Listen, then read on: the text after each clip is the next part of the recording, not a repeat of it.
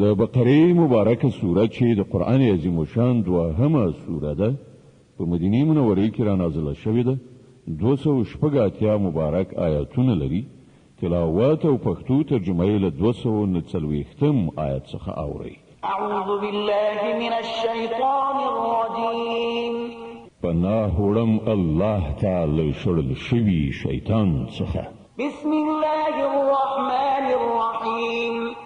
د الله په نوم چې ډیر زیات مهربان پورا رحم لرونکی دی.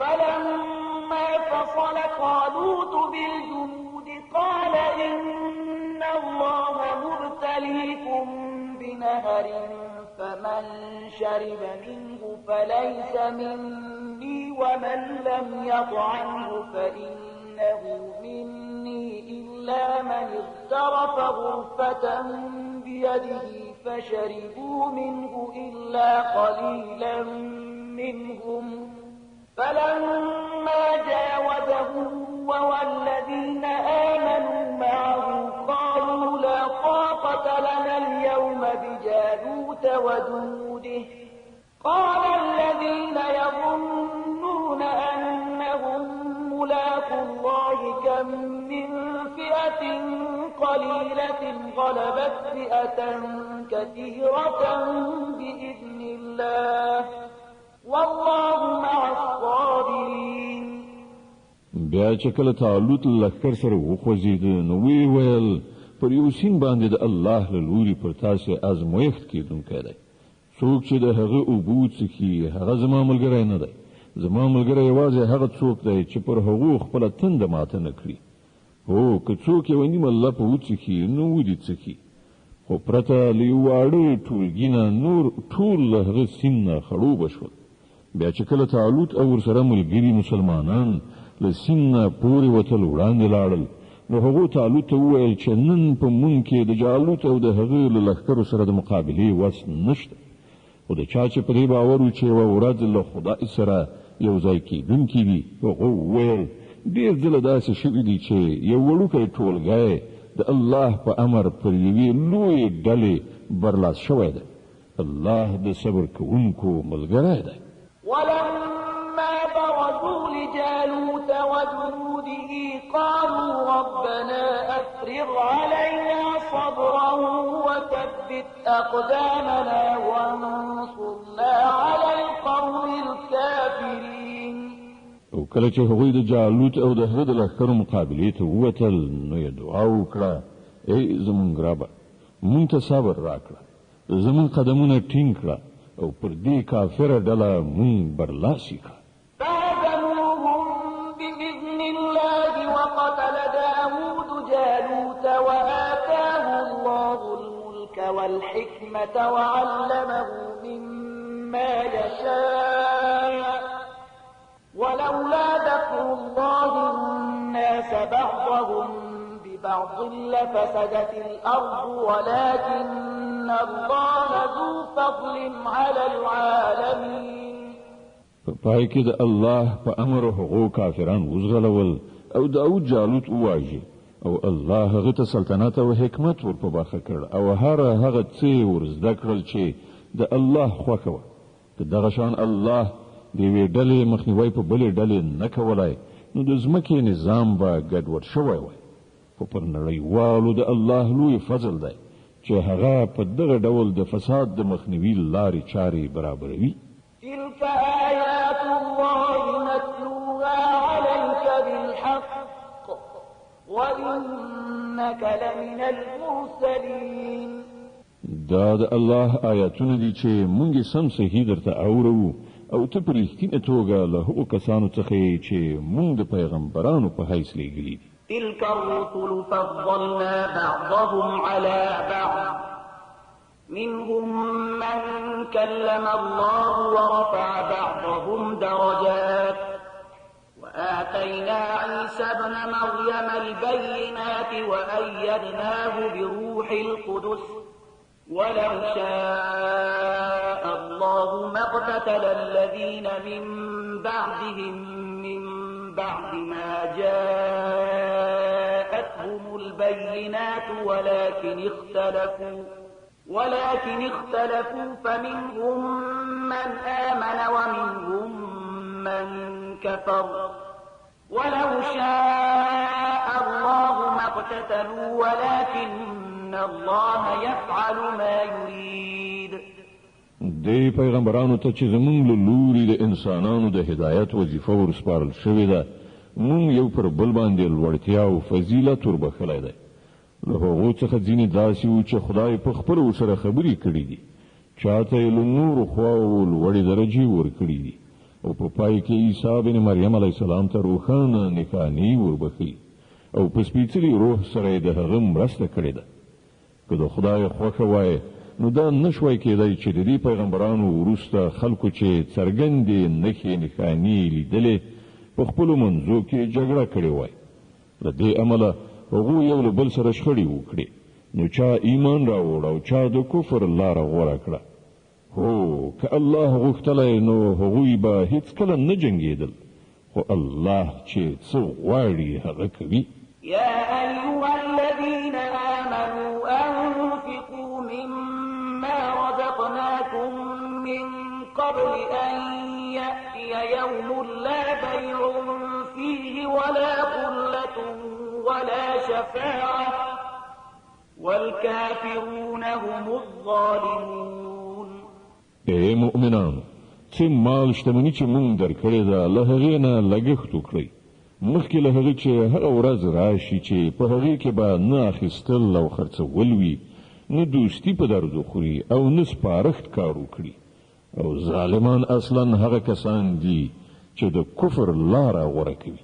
الله لا إله إلا هو الحي القيوم لا تأخذه سنة ولا نوم له ما في السماوات وما في الأرض من ذا الذي يشفع عنده إلا بإذنه يعلم ما بين أيديهم وما خلفهم ولا يحيطون بشيء من علمه إلا بما شاء وسع كرسيه السماوات والأرض ولا يؤوده حفظهما وهو العلي العظيم. الله هغه ژوندی ابدي ذات نه پرته چې ټول کائنات یې تنظیم کړي دي، بل هیڅ خدای نشته. هغه نه ویده کېږي او نه پریشانی پرې راځي. په ځمکې او اسمانونو کې چې هر څه دي د هغه دي. څوک دی چې د هغې په وړاندې د هغه له اجازې پرته سپارښت وکړی شي؟ څه چې د بندګانو په وړاندې دي پر هغو هم خبر دی، او څه چې له هغو نه پټ دي پر هغو هم خبر دی. او د هغه له معلوماتو نه هیڅ شی د هغو په ادراک کې نشي ایسارېدلی، مګر دا چې د کوم شي علم ورکول هغه په خپله وغواړي. د هغه حکومت پر آسمانونو او ځمکه خور شوی دی، او د هغو ساتنه د هغه لپاره کوم ستومانونکی کار نه دی. یوازې همغه یو لوی او لوړ ذات دی. لا إكراه في الدين قد تبين الرشد من الغي فمن يكفر بالطاغوت ويؤمن بالله فقد استمسك بالعروة الوثقى لا انفصام لها والله سميع عليم. د دین په چارو کې څه زور او مجبورول نشته. سمه خبره له غلطو مفکورو څخه جلا کړای شوې ده. اوس چې څوک له کوم طاغوت نه منکر شي او په الله ایمان راوړي، هغه یوه داسې کلکه آسره ونیوله چې هېڅکله ماتېدونکې نه ده، او الله د هر څه اورېدونکی او په هر څه پوهېدونکی دی. الله ولي الذين آمنوا يخرجهم من الظلمات إلى النور والذين كفروا أولياؤهم الطاغوت يخرجونهم من النور إلى الظلمات أولئك أصحاب النار هم فيها خالدون. کوم خلک چې ایمان راوړي د هغو ملاتړ او مرستندوی الله دی، او هغوی له ترږمیو نه رڼا ته راباسي. او کوم خلک چې د کفر لاره غوره کړي د هغو ملاتړ او مرستندویان طاغوتان یعنی شیطانان دي، او هغوی له رڼا نه د ترږمیو لوري ته راکاږي. دا کسان دوزخ ته ورتلونکي دي، هلته به تل اوسیږي. ألم تر إلى الذي حاج إبراهيم في ربه أن آتاه الله الملك إذ قال إبراهيم ربي الذي يحيي ويميت قال أنا أحيي وأميت قال إبراهيم فإن الله يأتي بالشمس من المشرق فأت بها من المغرب فبهت الذي كفر والله لا يهدي القوم الظالمين. آیا تا د هغه چا په حال غور نه دی کړی چې هغه له ابراهیم سره جګړه کړې وه؟ په دې خبره جګړه چې د ابراهیم رب څوک دی او له دې امله چې هغه ته الله حکومت ورکړی. کله چې ابراهیم علیه السلام وویل چې زما رب هغه ذات دی چې د ژوند او مرګ واکمن دی، نو هغه په جواب کې وویل ژوند او مرګ زما په واک کې دی. ابراهیم علیه السلام وویل ښه الله لمر له ختیځ نه راخیژوي، ته هغه له لویدیځ نه راوخیژوه. د دې په اورېدلو د حق هغه منکر حق پک حیران پاتې شو، خو الله ظالمانو ته سمه لاره نه ښیي. أو كالذي مر على قرية وهي خاوية على عروشها قال أنى يحيي هذه الله بعد موتها فأماته الله 100 عام ثم بعثه قال كم لبثت قال لبثت يوما أو بعض يوم قال بل لبثت 100 عام عام فانظر إلى طعامك وشرابك لم يتسنه وانظر إلى حمارك ولنجعلك آية للناس وانظر إلى العظام كيف ننشزها ثم نكسوها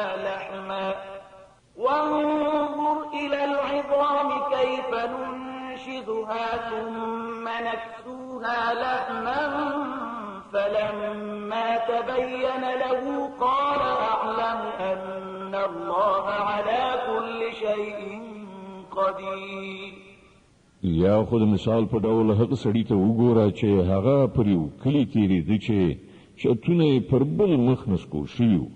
هغه وویل دا ودانۍ چې ورانې شوي دي دا به الله په څه شان بیا ژوندی کوي یعنې جوړوي. نو الله د هغه ساه واخیستله او هغه 100 کاله مړ پروت. بیا الله هغه دوهم ځل ژوندی کړ او له هغه نه یې پوښتنه وکړه ووایه څومره وخت پروت وي؟ هغه وویل 1 ورځ یا 2 ساعته به پروت و. ویې فرمایل 100 کلونه در باندې په همدې حالت کې تیر شوي دي. اوس دې په خپلو خوړو اوبو لږ نظر واچوه چې کوم بدلون پکې نه دی راغلی. له بلې خوا لږ شان خپل خره ته هم وګوره چې ان هډوکي هم وراسته شوي دي. او دا مو د دې لپاره داسې کړي دي چې موږ غواړو تا د خلکو لپاره یوه نښانه وګرځوو. اوس وګوره چې دا د هډوکو پښتۍ څنګه راپاڅوو، په غوښه او په ستوکي یې پټوو. کله چې په دې توګه هغه ته حقیقت په ډاګه څرګند شو نو ویې ویل زه پوهېږم چې الله په هر څه قادر دی. وَإِذْ قَالَ إِبْرَاهِيمُ رَبِّ أَرِنِي كَيْفَ تُحْيِي الْمَوْتَى قَالَ أَوَلَمْ تُؤْمِنْ قَالَ بَلَى وَلَكِنْ لِيَطْمَئِنَّ قَلْبِي قَالَ فَخُذْ 4 مِنَ الطَّيْرِ فَصُرْهُنَّ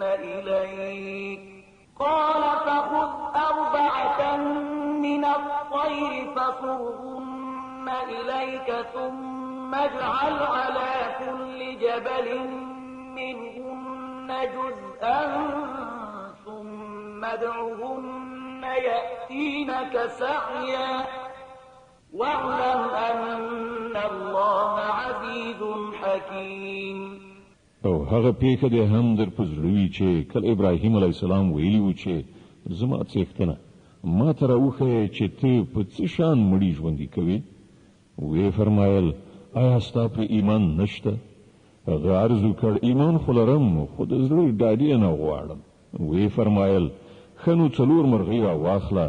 هغوی سره ټوټه ټوټه کړه، په خپلو کې ګډې ځان ته مایلې کړه. بیا د هغو یوه ټوټه پر بیلابیلو غرونو کېږده. بیا هغو ته نارې کړه هغوی به تا ته په ځغستا راشي. په دې ښه پوه شه چې الله لوی واکمن او د حکمت څښتن دی. مثل الذين ينفقون أموالهم في سبيل الله كمثل حبة أنبتت 7 سنابل في كل سنبلة 100 حبة والله يضاعف لمن يشاء والله واسع عليم. کوم خلک چې خپل مالونه د الله په لار کې لګوي د هغو د لګښت مثال داسې دی لکه چې یوه دانه وکرله شي او له هغې نه 7 وږي زرغون شي او په هر وږي کې 100 دانې وي. په همدې ډول چې کله د چا عمل ته د الله خوښه شي زیاتوالی پکې راولي هغه هم پراخونکی او هم د علم څښتن دی. الذين ينفقون أموالهم في سبيل الله ثم لا يتبعون ما أنفقوا منا ولا أذى لهم أجرهم عند ربهم ولا خوف عليهم ولا هم يحزنون. قول معروف ومغفرة خير من صدقة يتبعها أذى والله غني حليم. کوم خلک چې خپل مالونه د الله په لار کې لګوي او له لګښت نه وروسته فاصلونه نه کوي نه آزار ورکوي د هغو ثواب د هغو د رب سره دی او پر هغو څه ویره ترهه غم خفګان نشته.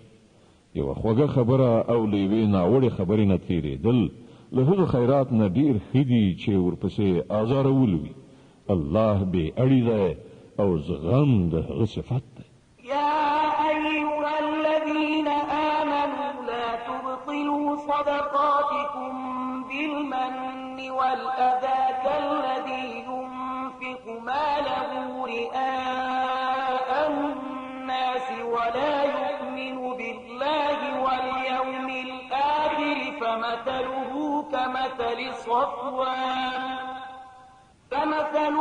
كمثل صفوان عليه تراب فأصابه وابل فتركه صلدا لا يقدرون على شيء مما كسبوا والله لا يهدي القوم الكافرين.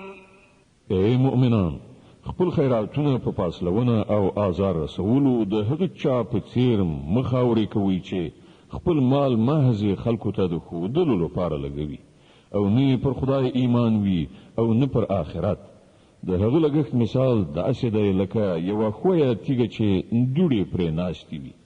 کله چې باران پرې وورېږي ټوله دوړه ترې یوسي او تیږه همغسې ښویه سوتره پاتې شي. دې خلکو چې په خپل ګمان سره د خیرات کومه نیکي ګټلې ده له هغې نه هیڅ شی د هغو لاسته نه ورځي او کافرانو ته سمه لار ښودل د الله عادت نه دی. ومثل الذين ينفقون أموالهم ابتغاء مرضات الله وتثبيتا من أنفسهم كمثل جنة بربوة أصابها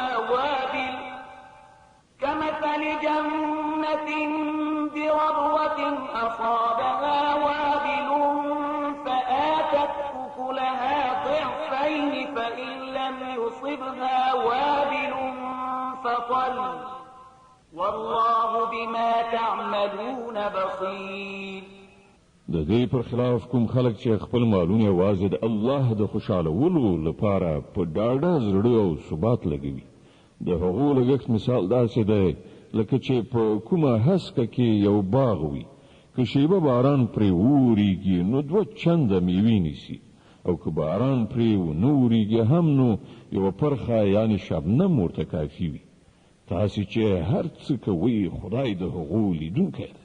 أيود أحدكم أن تكون له جنة من نخيل وأعناب تجري من تحتها الأنهار له فيها من كل الثمرات وأصابه الكبر وله ذرية ضعفاء فأصابها إعصار فيه نار فاحترقت كذلك يبين الله لكم الآيات لعلكم تتفكرون. آیا له تاسو نه یو څوک دا خوښوي چې د هغه یو ښېرازه تک شین باغ وي په ویالو خړو به له خرما انګورو او هر ډول میوونه ډک وي او په داسې حال کې ناڅاپه د اور بړبړکۍ ورباندې پریوزي او وسوځي چې هغه په خپله بوډا او اولادونه ماشومان او د هیڅ کار نه وي. په دغه ډول الله تاسو ته خپلې خبرې بیانوي، تاسو ته ښایي چې غور او فکر وکړئ. يا أيها الذين آمنوا أنفقوا من طيبات ما كسبتم ومما أخرجنا لكم من الأرض ولا تيمموا الخبيث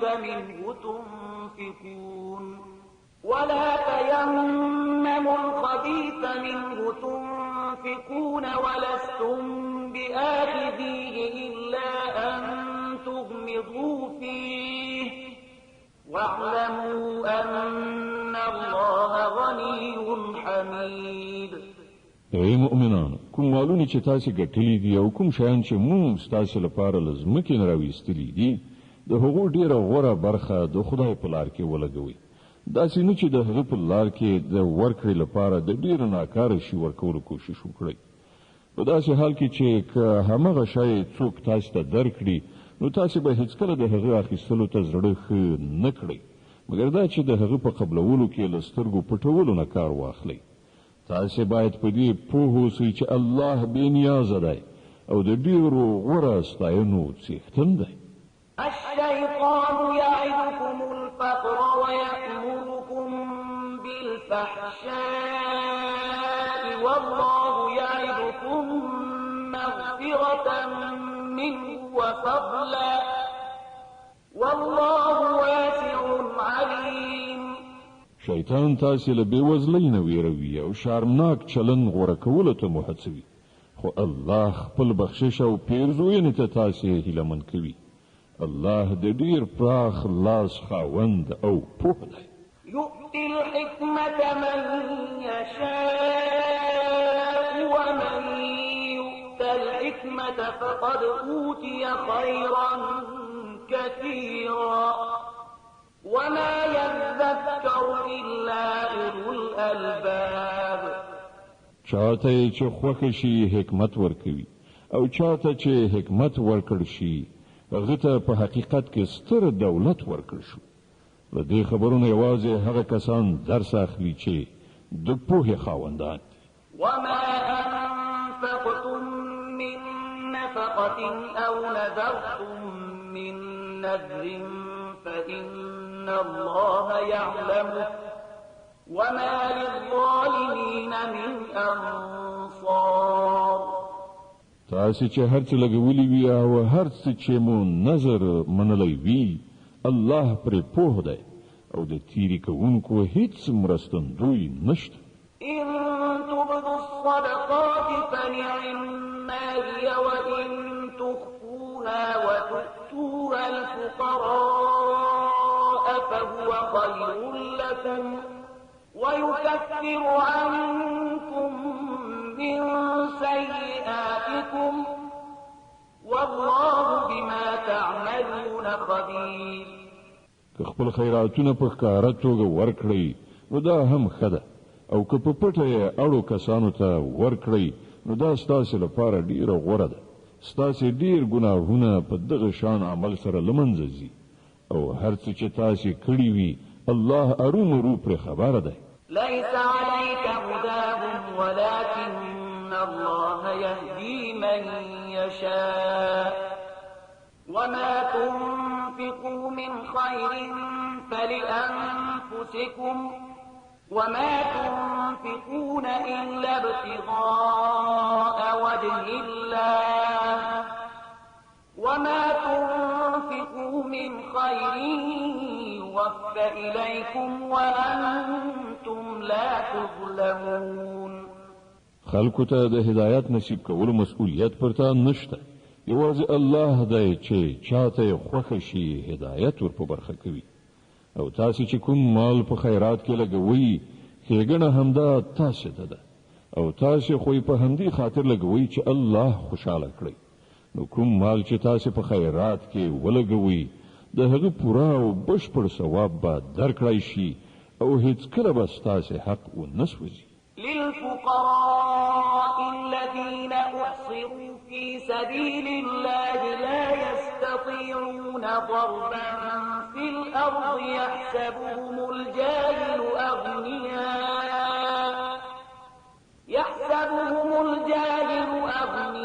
أغنياء من التعفف تعرفهم بسيماهم لا يسألون الناس إلحافا وما تنفقوا من خير فإن الله به عليم. لبل هر چانه زیات د مرستې وړ هغه بې وزلي دي چې د الله په کار کې داسې نښتې دي چې د خپلو شخصي ګټو وټو لپاره د ځمکې پر مخ هیڅ راز هلې ځلې نشي کولی. د هغو د استغنا په لیدلو بې خبره خلک ګمان کوي چې دوی شتمن دي. ته د هغو د څېرو په لیدلو د هغو په حال خبرېدای شي، خو هغوی داسې خلک نه دي چې چاته کلک ودرېږي او څه وغواړي. د هغو په لاسنیوي کې چې تاسې څه مال ولګوئ هغه به له الله نه پټ پاتې نشي. الذين ينفقون أموالهم بالليل والنهار سرا وعلانية فلهم أجرهم عند ربهم ولا خوف عليهم ولا هم يحزنون. کوم خلک چې خپل مالونه شپه او ورځ په ښکاره او په پټه لګوي د هغو ثواب د هغو له رب سره دی او هغو ته هیڅ ویره او اندېښنه نشته.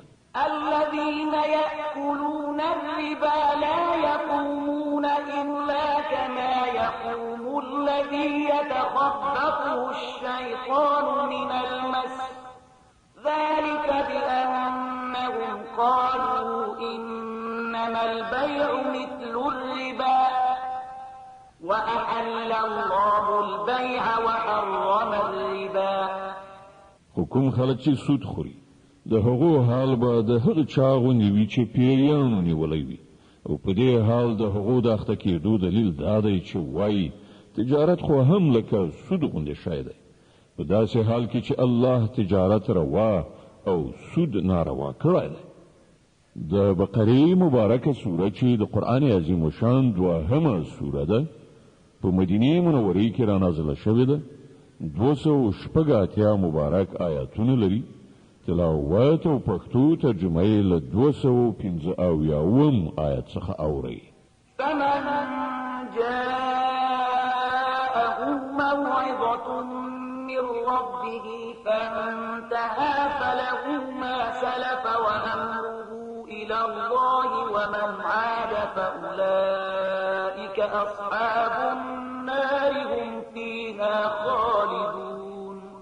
نو چاته چې د هغه د رب له لوري دا نصیحت ورسید او پر راتلونکي کې د سود له خوړلو نه ډډه وکړه نو څه چې مخکې خوړلي هغه خو یې خوړلي دي. د هغه معامله له خدای سره ده او څوک چې له دې حکم نه وروسته بیا هم همداسې کار کوي هغوی دوزخیان دي، تل به پکې اوسي. يمحق الله الربا ويربي الصدقات والله لا يحب كل كفار أثيم. الله سود لمنځه وړي او خیراتونو ته وده او ښېرازي ورکوي او الله هیڅ ناشکره بد عمله انسان نه خوښوي. إن الذين آمنوا وعملوا الصالحات وأقاموا الصلاة وآتوا عند ربهم ولا خوف عليهم ولا هم يحزنون. او کوم کسان چې ایمان راوړي او غوره عملونه وکړي او زکات ورکړي د هغو ثواب بېشکه د هغو له رب سره دی او پر هغو څه ویره او کړاو نشته. يا أيها الذين آمنوا اتقوا الله وذروا ما بقي من الربا إن كنتم مؤمنين. اے مؤمنانو له خدای وویریږئ او ستاسې چې کوم سود پر خلکو پاتې دی هغه ور پرېږدئ که په رښتیا سره مو ایمان راوړی وي. فإن لم تفعلوا فأذنوا بحرب من الله ورسوله وإن تبتم فلكم رؤوس أموالكم لا تظلمون ولا تظلمون. خو که تاسې داسې ونه کړل نو خبر اوسئ چې د الله او د هغه د رسول لخوا ستاسې پر خلاف د جګړې اعلان دی. که اوس هم توبه وباسئ او سود پرېږدئ نو تاسې د خپلې پانګې اخیستلو حقدار یاست. نه تاسې ظلم کوئ او نه به پر تاسې ظلم وشي. وإن كان ذو عسرة فنظرة إلى ميسرة وأن تصدقوا خير لكم إن كنتم تعلمون. که ستاسې پوروړی تنګلاسی وي نو تر لاس چلیدو پورې مهلت ورکړئ او که خیرات ورکړئ نو دا ستاسې لپاره ډېره ښه ده که پوهېږئ. واتقوا يوما ترجعون فيه إلى الله ثم توفى كل نفس ما كسبت وهم لا يظلمون. د هغې ورځې له رسوایي او کړاو نه ځان وژغورئ چې د الله لوري ته ورستنېږي. هلته به هر چاته د هغه د کړې نیکۍ یا بدۍ پوره بشپړه بدله ورکړی شي او پر هیچا به هیڅکله ظلم ونه شي. يا أيها الذين آمنوا إذا تداينتم بدين إلى أجل مسمى فاكتبوه وليكتب بينكم كاتب بالعدل ولا يأب كاتب أن يكتب كما علمه الله فليكتب وليملل الذي عليه الحق وليتق الله ربه ولا يبخس منه شيئا فإن كان الذي عليه الحق سفيها أو ضعيفا أو لا يستطيع أن يمل هو فليملل وليه بالعدل واستشهدوا شهيدين من رجالكم فإن لم يكونا رجلين فرجل وامرأتان ممن ترضون من الشهداء أن تضل إحداهما فتذكر إحداهما الأخرى ولا يأبى الشهداء إذا ما دعوا ولا تسأموا أن تكتبوه صغيرا أو كبيرا إلى أجله ذلكم أقسط عند الله وأقوم للشهادة وأدنى ألا ترتابوا إلا أن تكون تجارة حاضرة تديرونها بينكم فليس عليكم جناح ألا تكتبوها وأشهدوا إذا تبايعتم ولا يضار كاتب ولا شهيد وإن تفعلوا فإنه فسوق بكم واتقوا الله ويعلمكم الله والله بكل شيء عليم. اے مؤمنان کله چې د کومې ټاکلې نیټې لپاره تاسې په خپلو منځو کې د پور د راکړې ورکړې معامله کوئ نو هغه ولیکئ. د دواړو خواو ترمنځ د یو څوک چې هغه ته الله د لیکلو اهلیت ورکړی وي په انصاف سره سند ولیکي. هغه دې له لیکلو نه انکار نه کوي. لیکنه او املا دې هغه څوک وکړي چې حق ورباندې دی یعنې پور اخیستونکی او هغه د الله خپل رب نه ویریږي چې څه معامله شوي وي په هغې کې د کمای زیاتی نه کوي. خو که پور اخیستونکی په خپله ناپوه یا کمزوری وي یا املا نشي کولی، نو د هغه ولی دی په انصاف سره املا وکړي. بیا له خپلو نارینهو 2 تنه پرې شاهدان ونیسئ، او که 2 سړي نه وي نو 1 سړی او 2 ښځې دې وي چې که یوه یې هیره کړي نو هغه بله به یې ورپه زړه کړي. دا شاهدان دې له داسې خلکو څخه وي چې د هغو شاهدي ستاسې په منځ کې قبلېدونکي وي. شاهدانو ته چې کله د شاهدۍ وهلو وویل شي نو هغوی د انکار نه کوي. که معامله وړه وي او که غټه، د هغې نیټه ټاکل او سند لیکل بې اهمیته مه ګڼئ. د الله په وړاندې دا چلند ستاسې لپاره ښه د انصاف کار دی. په دې سره شاهدۍ تیرولو کې ښه اسانتیا راځي او په شکونو او شبهو کې ستاسې د اخته کېدو امکان کمیږي. هو، که تاسې په خپلو منځو کې لاس په لاس تجارتي راکړه ورکړه کوئ، نو د هغه د نه لیکلو هیڅ پروا نشته. خو د سوداګرۍ د راکړې ورکړې په وخت کې شاهدان ونیسئ. لیکونکی او شاهد دې نه ځورول کیږي. که داسې وکړئ نو ګناه کوئ. د الله له قهره وویریږئ. هغه تاسو ته د عمل سمه لاره درښیي او هغه په هر څه پوه دی. وإن كنتم على سفر ولم تجدوا كاتبا فرهان مقبوضة فإن أمن بعضكم بعضا فليؤدي الذي اؤتمن أمانته وليتق الله ربه ولا تكتموا الشهادة ومن يكتمها فإنه آثم قلبه والله بما تعملون عليم. که تاسو د پردیسۍ یعنی مسافری په حال کې او د سند لیکلو لپاره کوم لیکونکی پیدا نشو، نو د شیانو په ګیرو اخیستلو معامله وکړئ. کله تاسو نه څوک پر بل باندې باور وکړي یا له هغه سره څه معامله وکړي، نو په چا باندې چې باور شوی دی هغه د امانت ادا کړي او له خپل رب الله څخه دی وویریږي. او شاهدی هیڅکله مه پټوئ. څوک چې شاهدی پټوي د هغه زړه په ګناه خیرن دی او الله ستاسې له عملونو څخه بې خبره نه دی.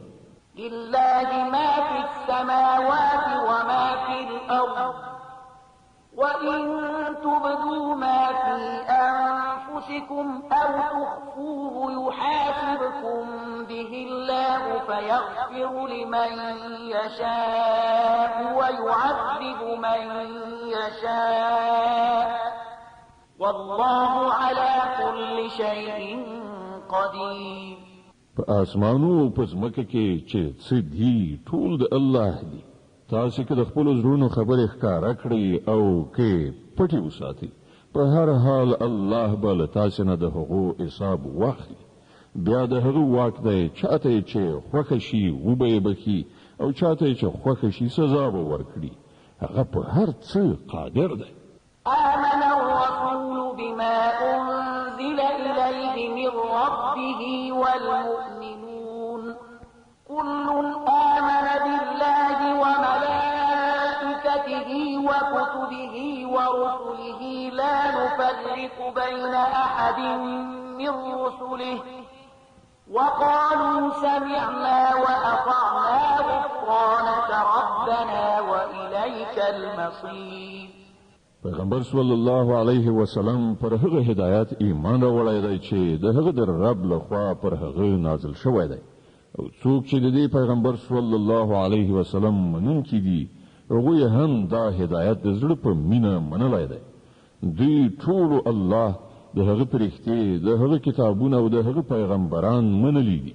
او د هغو وینا دا ده چې موږ د الله په پیغمبرانو کې یو له بله توپیر نه کوو. مونږ حکم واورید او اطاعت مو ومانه. څښتنه مونږ ستا څخه د ګناه بخښنې غوښتونکي یو او همدا ستا لوري ته زمونږ درتګ دی. لا يكلف الله نفسا إلا وسعها لها ما كسبت وعليها ما اكتسبت ربنا لا تؤاخذنا إن نسينا أو أخطأنا ربنا ولا تحمل علينا إصرا كما حملته على الذين من قبلنا ربنا ولا تحملنا ما لا طاقة لنا به واعف عنا واغفر لنا وارحمنا أنت مولانا فانصرنا على القوم الكافرين. الله هیڅ ساکښته د هغه وسې پورته مسؤلیت نه متوجه کوي. هر چا چې څه ښه کړي دي د هغو میوه د همغه ده، او چا چې څه بدي کړې ده د هغې ګناه پر همغه ده. مؤمنانو تاسې داسې دعا وکړئ: ای زموږ ربه، که له موږ نه څه هیر او خطا صادره شي موږ پرې مه نیسه. څښتنه پر موږ هغه پیټه یې مږده چې له موږ نه مخکنیو خلکو باندې دې ایښی و. زموږ څښتنه د کوم پیټي پورته کولو چې په موږ کې وس نشته هغه پر موږ مږده. له موږ سره آساني وکړه، زموږ له ګناهونو څخه تیر شه، پر موږ رحم وکړه. ته زموږ کار جوړونکی، د کافرانو په مقابله کې زموږ مرسته وکړه. د آل عمران مبارکه سوره چې د قرآن عظیم الشان درېیمه سوره ده، په مدینې منورې کې را نازله شوې ده. 200 مبارک آیاتونه لري. تلاوت او پښتو ترجمه یې له لومړي آیت څخه اورئ. بسم الله الرحمن الرحیم. د الله په نوم چې ډېر زیات مهربان پوره رحم لرونکی دی. الف لام میم. الله لا اله الا هو الحي القيوم. الف لام میم. الله هغه تل تر تله ژوندي ذات څخه پرته چې د کائناتو د نظام سمبالونکی دی. په حقیقت کې هیڅ کوم بل خدای نشته.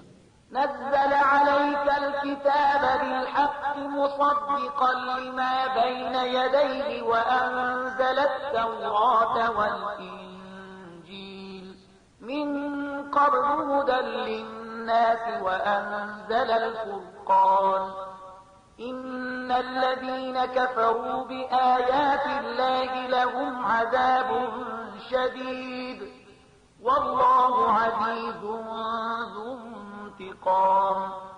هغه پر تا دا کتاب نازل کړی چې په حق راغلی دی او د هغو کتابونو رښتینه کوي چې له ده نه پخوا راوړل شوي وو.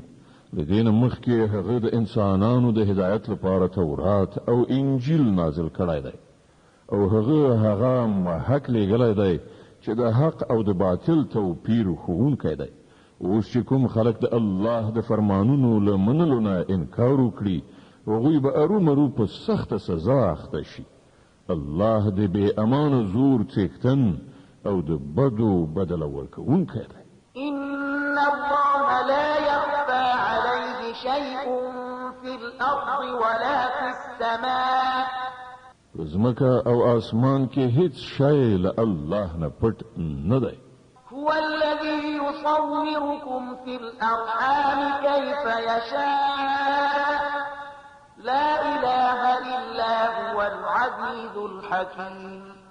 دا خو همغه دی چې د میندو په ګیرو کې ستاسې صورتونه چې څنګه یې خوښوي هغسې جوړوي. له هغه مقتدر حکمت والانه پرته بل هیڅ خدای نشته. هو الذي أنزل عليك الكتاب منه آيات محكمات هن أم الكتاب وأخر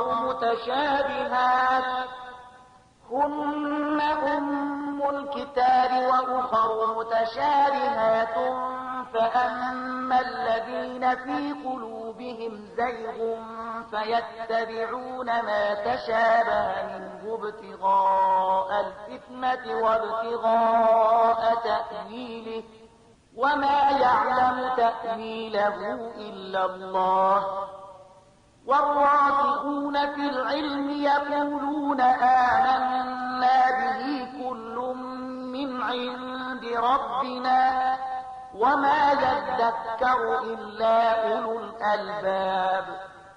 دماغه خدای دی چې دا کتاب پر تا نازل کړی دی. په دې کتاب کې دوه ډوله آیاتونه دي، یو محکمات چې د کتاب اصلي بنسټ دی او بل متشابهات. د کوم خلکو په زړونو کې چې کوږوالی دی هغوی د فتنې راوړلو لپاره تل په همدې متشابهاتو پسې ګرځي او هغو ته د معنا برابرولو هڅه کوي، په داسې حال کې چې د هغو په حقیقي معنا له الله نه پرته بل هیڅ څوک نه پوهیږي. د دې پر خلاف کوم خلک چې پاخه عالمان دي هغوی وایي چې مونږ پر هغو ټولو ایمان لرو، دا ټول زمونږ د رب له لوري دي. او رښتیا دا ده چې له یو شي څخه صحیح درس صرف د پوهې خاوندان اخلي. ربنا لا تزغ قلوبنا بعد إذ هديتنا وهب لنا من لدنك رحمة إنك أنت الوهاب. ویل الله نه دا دعا کوي چې پروردګار کله چې تا مونږ پر سم لاره خوځولیو نو بیا مو هیڅکله زړونه مه کږوه. مونږ ته د خپلې پیرزوینې له زیرمې نه رحمت را په برخه کړه چې همدا ته حقیقي لورونکی. ربنا إنك جامع الناس ليوم لا ريب فيه إن الله لا يخلف الميعاد. پروردګار ته ارومرو یوه ورځ د ټولو خلکو غونډونکی چې د هغې په راتګ کې هیڅ شک نشته. ته هیڅکله د خپلې وعدې نه اوښتونکی نه یې. إن الذين كفروا لن تغني عنهم أموالهم ولا أولادهم من الله شيئا وأولئك هم وقود النار. کوم خلکو چې د کفر چلند غوره کړی دی هغو ته به د الله په مقابله کې نه د هغو مال څه په درد خوري نه اولاد، هغوی به د دوزخ د سون مواد وګرځي. كدأب آل فرعون والذين من قبلهم كذبوا بآياتنا فأخذهم الله بذنوبهم والله شديد العقاب. د هغو عاقبت به همغسې شي لکه د فرعون د ملګرو او له هغو نه د مخکنیو سرکشانو چې د خدای آیاتونه یې دروغ وګڼل. نتیجه دا شوه چې الله هغوی په خپلو ګناهونو ونیول او حقه خبره دا ده چې الله د سختې سزا ورکوونکی دی. قل للذين كفروا ستغلبون وتحشرون إلى جهنم وبئس المهاد. نو اے محمد کوم خلکو چې ستا د دعوت له منلو نه انکار کړی دی هغو ته ووایي چې هغه وخت نږدې دی چې تاسې به مغلوب شئ او د دوزخ لوري ته به په منډه منډه ورشئ او دوزخ ډیر بد استوګنځی دی. قد كان لكم آية في فئتين التقتا فئة تقاتل في سبيل الله وأخرى كافرة يرونهم مثليهم رأي العين والله يؤيد بنصره من يشاء إن في ذلك لعبرة لأولي الأبصار. ستاسې لپاره په هغو دو ډلو کې د عبرت یوه نښه وه چې په بدر کې یوه له بلې سره په جنګ شولې. یوه ډله د خدای په لار کې جنګېدله او بله ډله د کافرانو وه. لیدونکو د سر په سترګو لیدل چې د کفارو ډله د مسلمانانو د ډلې دوه چنده ده، خو نتیجه ثابته کړه چې د الله چې چاته خوښه شي په خپل بری او نصرت ورسره مرسته کوي. د بصیرت خاوندانو لپاره په دې کې ستر درس پروت دی. زين للناس حب الشهوات من النساء والبنين والقناطير المقنطرة من الذهب والفضة والخيل المسومة والأنعام والحرث ذلك متاع الحياة الدنيا والله عنده حسن المآب. د خلکو لپاره نفسي غوښتنې ښځې اولادونه د سرو سپینو زرو زیرمې نښه شوي آسونه څاروي او کروندې د ډېرې مینې وړ ګرځول شوي دي، خو دا هر څه د څو ورځې دنیوي ژوندانه وسایل دي. په حقیقت کې چې کوم ډېر ښه استوګنځی دی هغه له الله سره دی. قل أنبئكم بخير من ذلكم للذين اتقوا عند ربهم جنات تجري من تحتها الأنهار خالدين فيها وأزواج مطهرة ورضوان من الله والله بصير بالعباد. ووایا زه در وښیم چې له دې نه ډېر ښه شی څه دی؟ د هغو خلکو لپاره چې د پرهیزګارۍ چلند غوره کړي، د هغو له رب سره باغونه دي چې تر هغو لاندې به ویالې بهیږي، هلته به د تل لپاره اوسېدونکي وي، سپېڅلې مېرمنې به یې ملګري وي، او د الله د رضا په ګټلو به سر لوړي وي. الله د خپلو بندګانو کړه وړه په ښه شان ویني. الذين يقولون ربنا إننا آمنا فاغفر لنا ذنوبنا وقنا عذاب النار.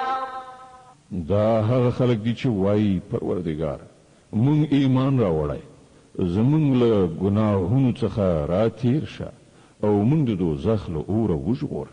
الصابرين والصادقين والقانتين والمنفقين والمستغفرين بالأسحار. دا خلک صابران دي، ریښتونی دي، امر منونکي او مال خندونکي دي، او د شپې په وروستیو شیبو کې له الله نه د بخښنې دعاګانې غواړي.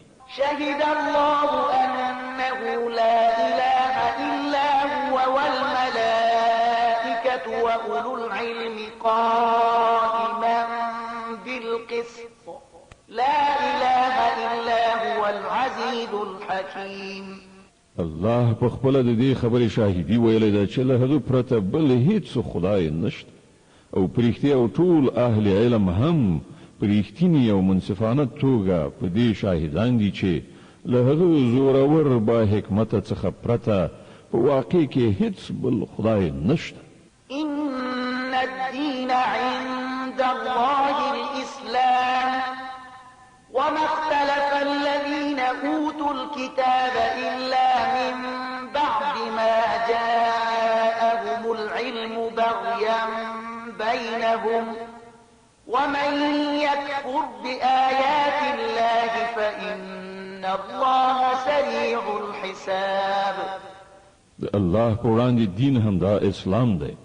له دې دین نه پرته چې اهل کتابو کومې مختلفې لارې غوره کړي، د هغو د دې چارچلن له دې پرته بل هیڅ دلیل نه و چې هغو له علم ورکول کېدو نه وروسته په خپلو منځو کې یو پر بل باندې د تیرې کولو په خاطر داسې وکړل.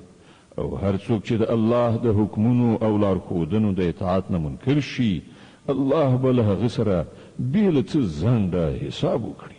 فإن حاجوك فقل أسلمت وجهي لله ومن اتبعني وقل للذين أوتوا الكتاب والأميين أأسلمتم فإن أسلموا فقد اهتدوا وإن تولوا فإنما عليك البلاغ والله بصير بالعباد.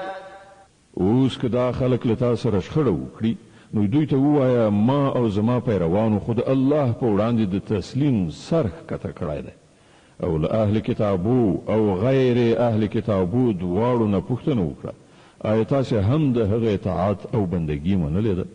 که یې منلې ده نو سمه لاره یې وموندله، او که یې ورڅخه مخ اړولی نو پر تا باندې یوازې د پیغام رسولو مسؤلیت نور الله په خپله د خپلو بندګانو د چارو لیدونکی دی. إن الذين يكفرون بآيات الله ويقتلون النبيين بغير حق ويقتلون الذين يأمرون بالقسط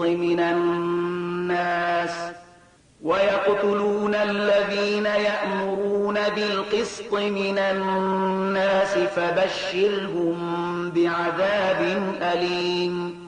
کوم خلک چې د الله د حکمونو او لارښودنو له منلو نه انکار کوي او د هغه پیغمبران په ناحقه وژني او د داسې خلکو په وژلو پسې ګرځي چې د عدل او ریښتینولۍ د حکم کولو لپاره راپورته کیږي هغو ته د دردناک عذاب زیری ورکړه.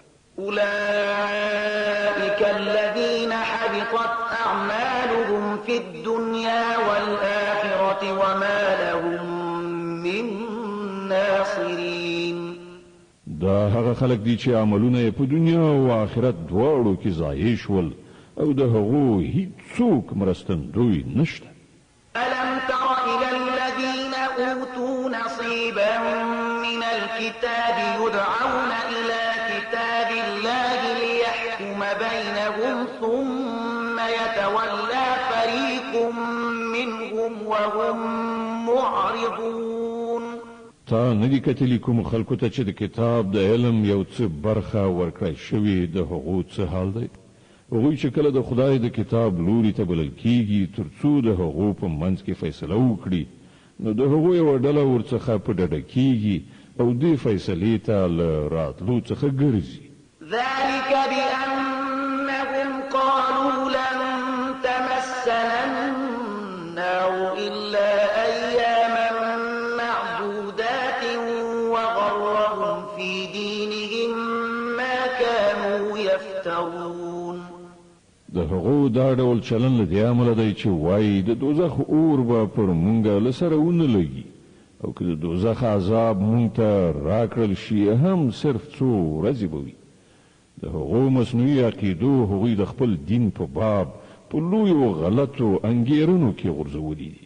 فكيف إذا جمعناهم ليوم لا ريب فيه ووفيت كل نفس ما كسبت وهم لا يظلمون. او پر هغو به څه راشي چې کله مونږ هغوی په هغه ورځ راغونډ کړو چې د هغې راتګ یقیني دی. په هغه ورځ به هر چاته د خپلو کړو پوره بشپړه بدله ورکړی شي او پر هیڅ چا به ظلم ونه شي.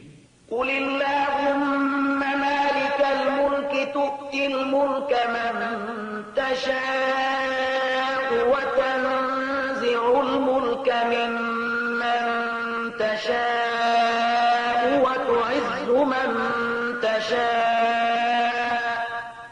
وتعز من تشاء وتذل من تشاء بيدك الخير إنك على كل شيء قدير. وایا خدایا د ملک مالک ستا چې چاته خوښه شي حکومت ورکوي او له چانه چې وغواړي اخلي چاته چې د خوښه شي عزت ورکوي او څوک چې وغواړي ذلیله کوي. ښېګڼه ستا په واک کې ده بېشکه ته په هر څه قادر یې.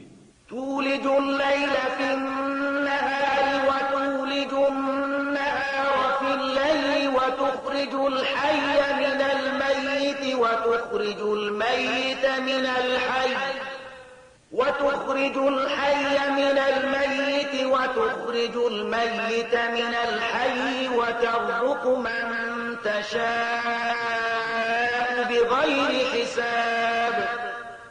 شپه په ورځ کې او ورځ په شپه کې ننباسي یعنی یو له بلې څخه راوځي سا کخ څخه بې سا او له بې سا څخه سا کخ راباسي او چاته چې د خوښه شي بې حسابه روزي ورکوي.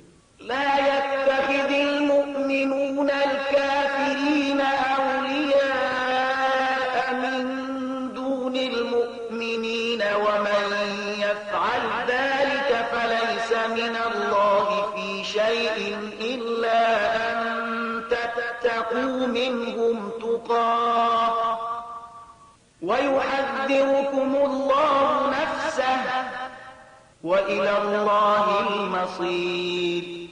مؤمنان د هیڅ کله داسې نه کوي چې مؤمنان پرېږدي او له کافرانو سره ملګرتیا او دوستي وکړي. څوک چې داسې چلند وکړي د هغه له الله سره هیڅ اړیکه نشته. هو دا بخل کیږي که تاسې د هغو له ظلم څخه د ځان ژغورلو په خاطر په ظاهره دغه ډول چلند غوره کړئ خو الله تاسې له خپله ځانه ویروي او د همغه لوري ته ستاسې ورګرځېدل دي. قل إن تخفوا ما في صدوركم أو تبدوه يعلمه الله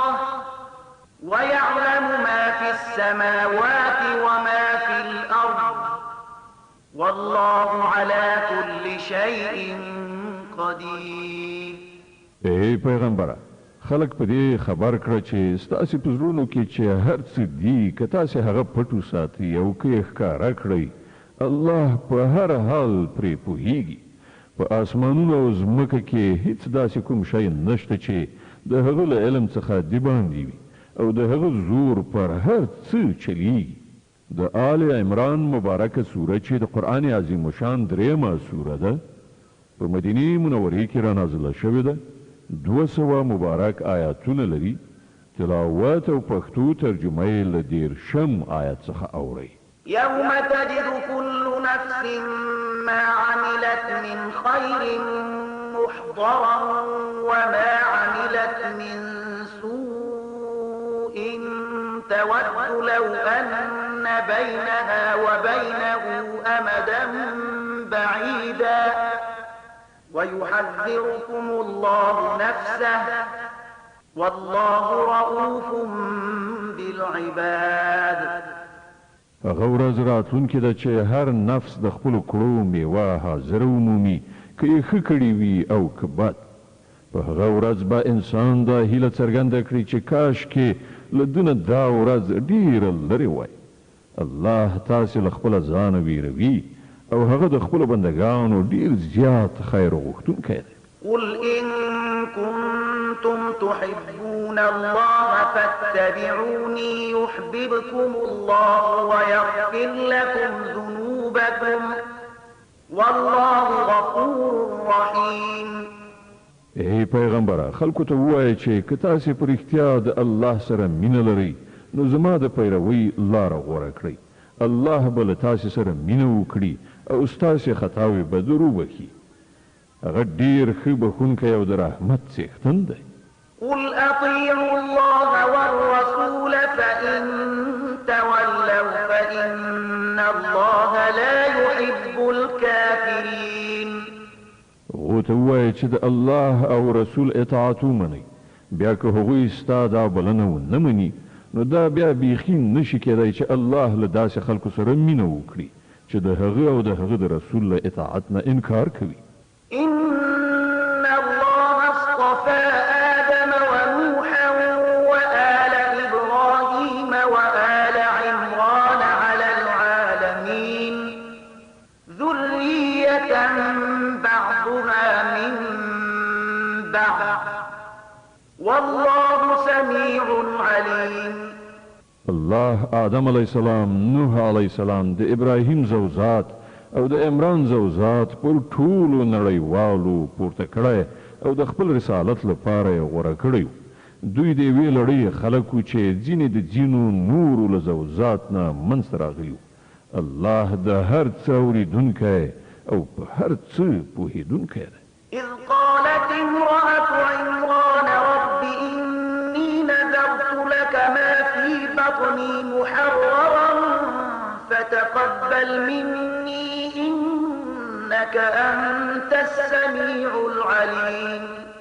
الله هغه وخت اورېدل کله چې د عمران ښځې ویل چې زما پروردګاره زه دا اولاد چې زما په ګېډه کې دی ستا لپاره نظر کوم هغه به همدا ستا کارونو ته وقف وي. زما دا سوغات قبول کړه. ته اورېدونکی او پوهېدونکی. فلما وضعتها قالت رب إني وضعتها أنثى والله أعلم بما وضعت وليس الذكر كالأنثى وإني سميتها مريم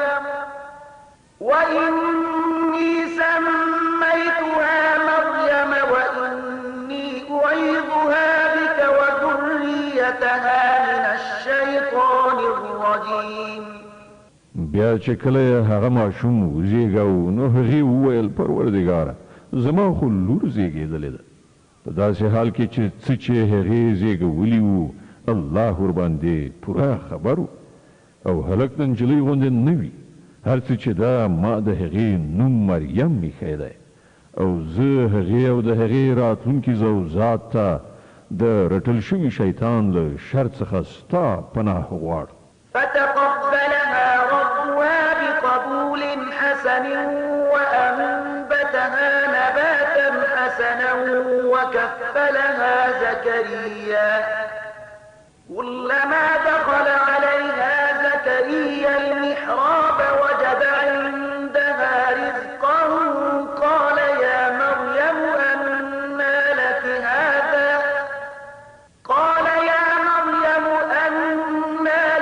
هذا قالت هو من عند الله إن الله يرزق من يشاء بغير حساب. په پای کې د هغې رب هغه نجلۍ په خوښۍ سره قبوله کړه. هغه یې ډېره ښه نجلۍ وروزله او زکریا یې د هغې پالونکی وګرځاو. زکریا به چې هر وخت محراب کې هغې ته ورتلو نو له هغې سره به یې د خوراک او څښاک څه ناڅه میندل. پوښتنه به یې کوله مریم دا تا ته له کومه راځي؟ هغې به ځواب ورکاو د الله له لورې راغلي دي.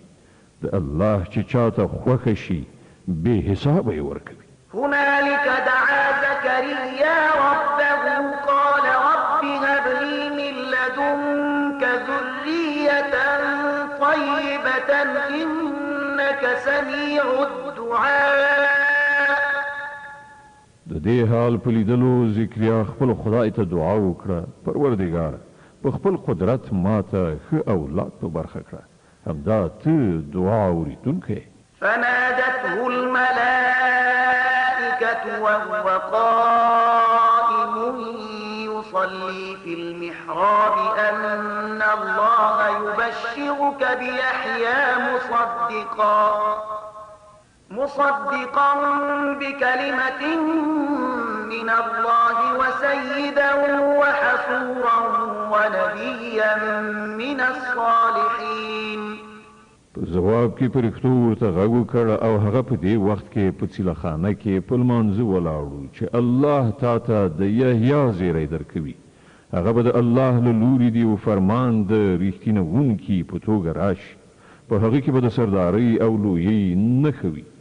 پر خپل نفس به په ټوله معنا حاکم وي. په پیغمبرۍ به سرلوړی وي او په ښو کسانو کې به وشمېرلی شي. قال رب أنا يكون لي غلام وقد بلغني الكبر وامرأتي عاقر قال كذلك الله يفعل ما يشاء. زکریا وویل زما روزونکی او پالونکی زما به زوی له کومه شي؟ زه خو ډېر زیات سپینګیری شوی یم او زما ښځه شنډه ده. ځواب ورکړی شو همداسې به وشي. د الله چې څه خوښه وي همغسې کوي. قال رب اجعل لي آية قال آيتك ألا تكلم الناس 3 أيام إلا رمزا واذكر ربك كثيرا وسبح بالعشي والإبكار. عرضی وکړ څښتنه نو ماته کومه نښه وټاکه. وی فرمایل نښه دا ده چې ته به تر 3 ورځو پورې له خلکو سره له اشارې پرته څه خبره ونه کړې او یا به یې ونه شې کړی. په دې موده کې خپل رب ډېر یادوه او سهار او ماښام د هغه د پاکۍ ستایونکی اوسه. وإذ قالت الملائكة يا مريم إن الله اصطفاك وطهرك واصطفاك على نساء العالمين. نو هغه وخت را ورسید چې پرښتې مریم ته راغلی او وی ویل ای مریم الله ته غوره کړې او تا ته سپېڅلتیا دربښلې او د ټولې نړۍ پر ښځو یې تا ته ترجیح درکړې. يا مريم اقنتي لربك واسجدي واركعي مع الراكعين. د خپل پروردګار د فرمان تابع اوسه. د هغه په وړاندې سر په سجده اوسه او کوم بندگان چې د هغه په وړاندې سر ښکته کوونکي دي ته هم له هغو سره سر ښکته کوونکي اوسه. ذلك من أنباء الغيب نوحيه إليك وما كنت لديهم إذ يلقون أقلامهم أيهم يكفل مريم وما كنت لديهم إذ يختصمون. اے محمد دا پټ خبرونه دي چې مونږ تا ته د وحی په وسیله وایو که نه ته خو په هغه وخت کې هلته نه وې چې د هیکل خدمتګارانو د دې فیصلې په خاطر خپل قلمونه غورځول چې د مریم سرپرست به څوک کیږي او نه ته په هغه وخت کې موجود وې چې د هغو پرې جګړه وه.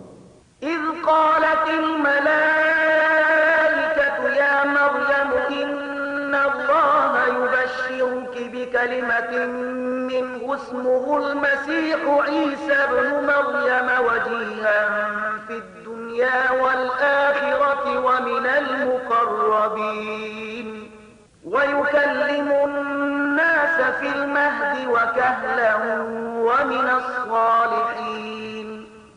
او کله چې پرېږدو وویل ای مریم الله تا ته د خپل یو فرمان زیری درکوي د هغه نوم به مسیح عیسی بن مریم وي په دنیا او په آخرت کې به د عزت څښتن وي د الله په نږدې بندګانو کې به شمیرل کیږي خلکو سره به په زانګو کې هم خبرې وکړي او په زړښت کې به یې هم وکړي هغه به یو ښه سړی وي. قالت رب أنا يكون لي ولد ولم يمسسني بشر قال كذلك الله يخلق ما يشاء إذا قضى أمرا فإنما يقول له كن فيكون. مریم چې دا واوریدل ویل پروردګاره زما زوی له کومه شي ما ته خو چا لاس قدر هم نه راوړی. ځواب ورکړ شو همداسې به وشي الله چې چاته اراده وکړي پیدا کوي هغه چې کله د کوم کار کولو فیصله وکړي نو صرف دومره وایي چې وشه او هغه کیږي. ويعلمه الكتاب والحكمة والتوراة والإنجيل ورسولا إلى بني إسرائيل أني قد جئتكم بآية من ربكم أني أخلق لكم من الطين كهيئة الطير فأنفخ فيه فيكون طيرا بإذن الله وأبرئ الأكمه والأبرص وأحيي الموتى بإذن الله وأنبئكم بما تأكلون وما تدخرون في بيوتكم إن في ذلك لآية لكم إن كنتم مؤمنين. پرښتو د خپل وینا په لړ کې ورپسې وویل او الله به هغه ته کتاب او حکمت وښي د تورات او انجیل علم به ور زده کړي او بني اسرائیلو ته به د خپل پیغمبر په توګه وټاکي او کله چې هغه د پیغمبر په توګه بني اسرائیلو ته ورغی نو وی ویل زه ستاسې د رب لخوا له نښانې سره تاسې ته راغلی یم زه ستاسې په مخ کې له خټې نه د مرغۍ د شکل یوه مجسمه جوړوم او په هغې کې پوکی کوم هغه د الله په امر الوتونکی جوړي زه د الله په امر مورزادي ړوند او پیس روغوم او مړي ژوندي کوم زه تاسې ته ښیم چې تاسې څه خورئ او څه په خپلو کورونو کې زیرمه کوئ په دې کې تاسې ته پوره نښانه ده که تاسې ایمان راوړونکي یاست. ومصدقا لما بين يدي من التوراة ولأحل لكم بعض الذي حرم عليكم وجئتكم بآية من ربكم فاتقوا الله وأطيعون. او زه د هغې ښوونې او هدایت ریښتینونکی راغلی یم چې له تورات نه اوس زما په زمانه کې موجود دی او د دې لپاره راغلی یم چې تاسې ته ځینې هغه شیان حلال کړم چې پر تاسې حرام کړی شوي دي. ګورئ زه ستاسې د روزونکي پالونکي له لوري تاسې ته له نښانې سره راغلی یم نو له هغه نه وویرېږئ او زما اطاعت وکړئ. إن الله ربي وربكم فاعبدوه هذا صراط مستقيم. الله هم زما رب دی او هم ستاسې له دې امله تاسې د همغه بندګي غوره کړئ همدا سمه سیخه لاره ده. د آل عمران مبارکه سوره چې د قرآن عظیم شان درېمه سوره ده په مدینه منورې کې را نازله شوې ده. 200 مبارک آیاتونه لري.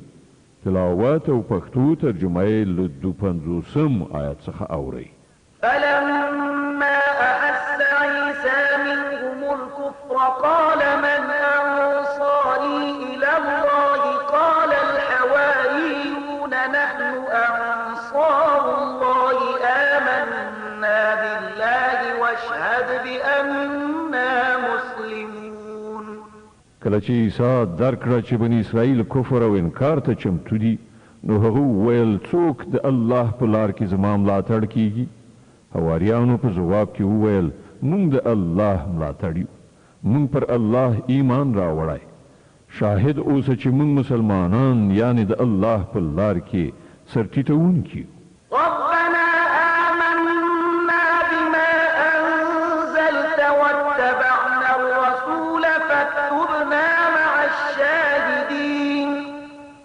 زموږ څښتنه کوم فرمان چې تا را لېږلی دی موږ هغه منلی او د پیغمبر پیروي مو قبوله کړې ده. زموږ نوم په شاهدي ویونکو کې ولیکه. ومكروا ومكر الله والله خير الماكرين. بیا بني اسرائیلو د مسیح پر خلاف پټې دسیسې پیل کړې. په مقابل کې الله هم خپل پټ تدبیر په کار واچو او په داسې تدبیرونو کې الله تر ټولو وړاندې دی.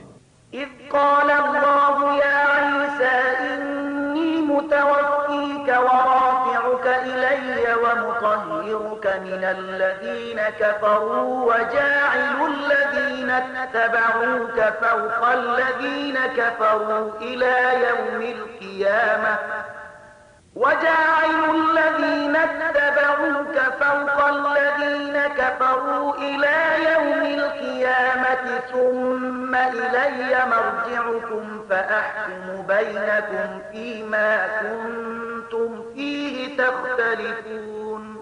هغه خو د همدې الله په تدبیرو چې کله یې وویل چې ای عیسی زه اوس تا بیرته راولم او تا به خپل لوري ته راپورته کړم او چا چې ته نه یې منلی له هغو نه یعنې د هغو له څنګ نه او د هغو په ناولي چاپېریال کې له هغو سره له هستوګنې نه به تا پاک کړم او ستا پیروان به تر قیامته پر هغو خلکو برلاسي کړم چې ته نه یې منلی. بیا په پای کې ستاسې ټولو راتګ ماته دی. په هغه وخت کې به زه د هغو خبرو فیصله وکړم چې په هغو کې ستاسې ترمنځ شخړه شوې ده. فأما الذين كفروا فأعذبهم عذابا شديدا في الدنيا والآخرة وما لهم من ناصرين. وأما الذين آمنوا وعملوا الصالحات فيوفيهم أجورهم والله لا يحب الظالمين. کوم خلکو چې د کفر او انکار چلند غوره کړی دی هغو ته به په دنیا او آخرت دواړو کې سخته سزا ورکړو او هغوی به کوم رستندوی ونه مومي. او کوم کسانو چې د ایمان او نیکیو چلند غوره کړی دی هغو ته به د هغو ثوابونه پوره بشپړ ورکړی شي او ښه وپوهیږئ چې الله ظالمان هیڅکله نه خوښوي. ذلك نتلوه عليك من الآيات والذكر الحكيم. دا له نښانو او حکمت نه ډکې یادونې دي چې مونږ یې تا ته اورو. إن مثل عيسى عند الله كمثل آدم خلقه من تراب ثم قال له كن فيكون. د الله په وړاندې د عیسی مثال د آدم غوندې دی چې الله هغه له خاورې نه پیدا کړ او امر یې ورته وکړ چې شه نو هغه وشو. الحق من ربك فلا تكن من الممترين. دا اصلي حقیقت دی چې ستا د رب له لوري ښودل کیږي او ته له هغو کسانو څخه مه کیږه چې په دې کې شک وي. فمن حاجك فيه من بعد ما جاءك من العلم فقل تعالوا ندع أبناءنا وأبناءكم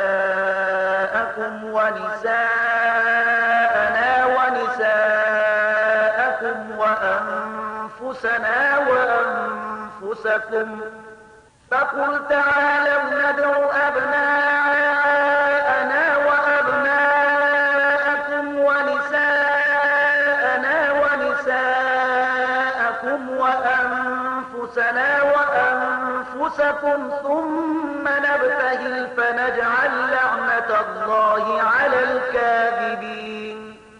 د دې علم له راتګ نه وروسته که اوس څوک په دې باب له تا سره جګړه وکړي نو ای محمده ورته ووایه چې راځئ هم به مونږ او تاسې په خپله راشو او هم به خپلې کورنۍ راولو او د خدای په وړاندې به دعا وکړو چې که هر څوک دروغجن وي پر هغه دې د خدای لعنت وي. د آل عمران مبارکه سوره چې د قرآن عظیم شان درېمه سوره ده په مدینې منورې کې را نازله شوې ده. 200 مبارک آیاتونه لري. تلاوت او پښتو ترجمه یې له 2 آیت څخه اورئ. إن هذا لهو القصص الحق وما من إله إلا الله وإن الله لهو العزيز الحكيم فإن تولوا فإن الله عليم بالمفسدين. دا بیخي صحیح واقعیتونه دي او حقیقت دا دی چې له الله نه پرته هیڅ بل خدای نشته او هغه د همدې الله ذات دی چې د هغه زور پر ټولو بار او د هغه حکمت د کائناتو په نظام کې کاریګر دی. نو که دوی په دې شرط له مقابلې نه مخ واړوي نو دا به په ډاګه شي چې هغوی مفسدان دي او الله د فساد خورونکو په حال ښه خبر دی. قل يا أهل الكتاب تعالوا إلى كلمة سواء بيننا وبينكم ألا نعبد إلا الله ولا نشرك به شيئا ولا يتخذ بعضنا بعضا أربابا من دون الله فإن تولوا فقولوا اشهدوا بأننا مسلمون. وآي أهل کتابو یوې داسې خبرې ته راشئ چې زمونږ او ستاسې دواړو ترمنځ یو شان ده، دا چې مونږ له الله نه پرته د هیڅ چا بندګي ونه کړو، له هغه سره هیڅ څوک شریک ونه ګڼو او له مونږ نه د هیڅ څوک له الله نه پرته هیڅ یو په ربوبیت ونه نیسي. که هغوی د دې بلنې له منلو نه مخ واړوي نو په ډاګه ورته ووایه چې شاهدان اوسئ مونږ خو مسلمانان یعنی یوازې د خدای بندگی کوونکي او اطاعت کوونکي. يا أهل الكتاب لم تحاجون في إبراهيم وما أنزلت التوراة والإنجيل إلا من بعده أفلا تعقلون. اے اهل کتابو تاسې د ابراهیم علیه السلام په باب ولې له موږ سره شخړه کوئ؟ تورات او انجیل خو له ابراهیم علیه السلام نه وروسته نازل شوي دي، نو تاسې په دومره خبره هم نه پوهیږئ؟ ها أنتم هؤلاء حاججتم فيما لكم به علم فلم تحاجون فيما ليس لكم به علم والله يعلم وأنتم لا تعلمون. تاسې چې د کومو شیانو علم لرئ په هغو کې خو بحثونه کوئ، په هغو چارو کې ولې څېړنه کوئ چې له تاسې سره د هغو په باب هیڅ معلومات هم نشته؟ الله پوهیږي، تاسې نه پوهیږئ. ما كان إبراهيم يهوديا ولا نصرانيا ولكن كان حنيفا مسلما وما كان من المشركين. ابراهیم علیه السلام نه یهودي و نه نصراني بلکې هغه خو یو لوري ته مخ اړوونکی مسلمان او هغه هیڅکله له مشرکانو څخه نه و. إن أولى الناس بإبراهيم للذين اتبعوه وهذا النبي والذين آمنوا والله ولي چې تر ټولو زیات د دې حقدار دي چې ابراهیم علیه السلام ته منسوب شي هغه خلک دي چې د هغه پیروي وکړه او اوس دا پیغمبر او د منونکي د دې منسوبېدو زیات حقدار دي. الله یوازې د همغو کسانو ملاتړ او مرستندوی دی چې ایمان یې راوړی وي. ود طائفة من أهل الكتاب لو يضلونكم وما يضلون إلا أنفسهم وما يشعرون. اے مؤمنانو، له اهل کتابونو یوه ډله غواړي چې په څه چل تاسې له سمې لارې نه واړوي، په داسې حال کې چې په حقیقت کې هغوی له ځانه پرته هیڅوک په ګمراهۍ کې نه غورځوي، خو له هغو سره د دې شعور نشته. يا أهل الكتاب لم تكفرون بآيات الله وأنتم تشهدون. اے اهل کتابو، ولې د الله له آیتونو نه منکریږئ په داسې حال کې چې تاسې په خپله وینئ؟ يا أهل الكتاب لم تلبسون الحق بالباطل وتكتمون الحق وأنتم تعلمون. اے اهل کتابو، ولې حق ته د باطل رنګ ورکوي او سره ګډوي؟ ولې له پوهې او ادراک سره سره حق پټوي؟ وقال طائفة من أهل الكتاب آمنوا بالذي أنزل على الذين آمنوا وجه النهار واكفروا آخره لعلهم يرجعون.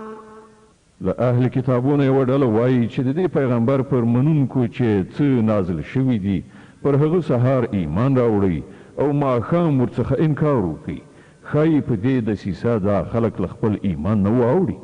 ولا تؤمنوا إلا لمن تبع دينكم قل إن الهدى هدى الله أن يؤتى أحد مثل ما أوتيتم أو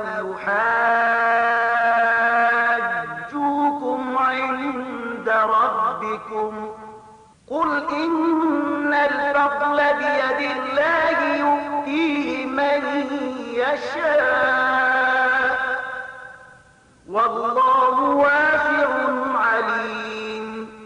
دغه راز دا خلک په خپلو کې سره وایي چې د هیڅ چا خبره مه منئ چې ستاسې پر دین نه وي. ای پیغمبره، دوی ته ووایه چې اصلا خو هدایت د الله هدایت دی او دا د هغه ورکړه ده چې یو چاته همغه څه ورکړی شي چې یو وخت تاسې ته درکړی شوي وو، یا دا چې نورو ته ستاسې د پروردګار حضور ته د وړاندې کېدو لپاره ستاسې پر خلاف قوي دلیل په لاس ورشي.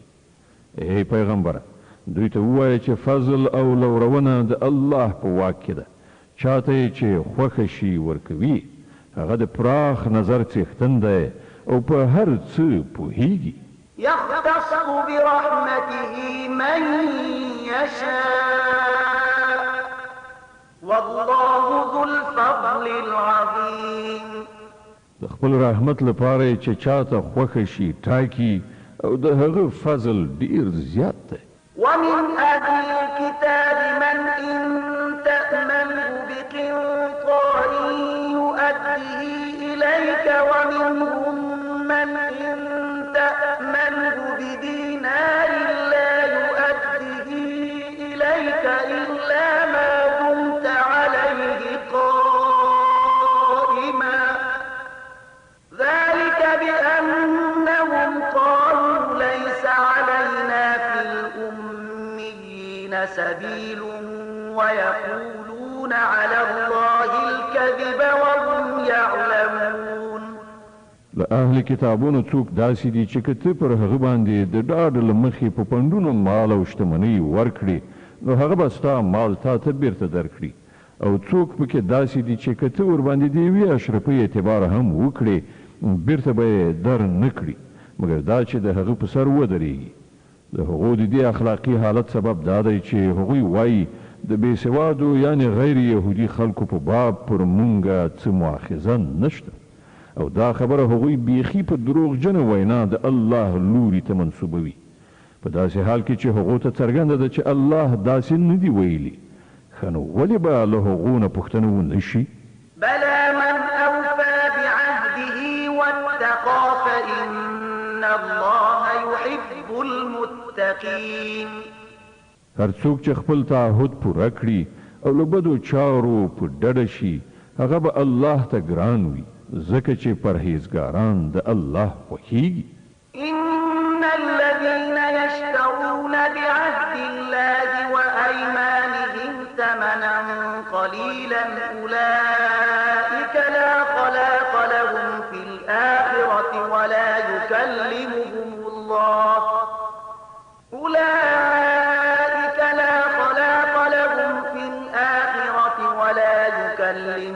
الله ولا ينظر إليهم يوم القيامة ولا يزكيهم ولهم عذاب أليم. پاتې شول هغه خلک چې د الله تړون او خپل قسمونه په لږ بیه پلوري د هغو لپاره په آخرت کې هیڅ برخه نشته. الله به د قیامت په ورځ نه له هغو سره خبرې وکړي نه به د هغو لوري ته وګوري او نه به هغوی سپېڅلي کړي بلکې د هغو لپاره خو دردناک عذاب دی. صدق الله العظیم. الله ستر رښتیا ویونکی دی.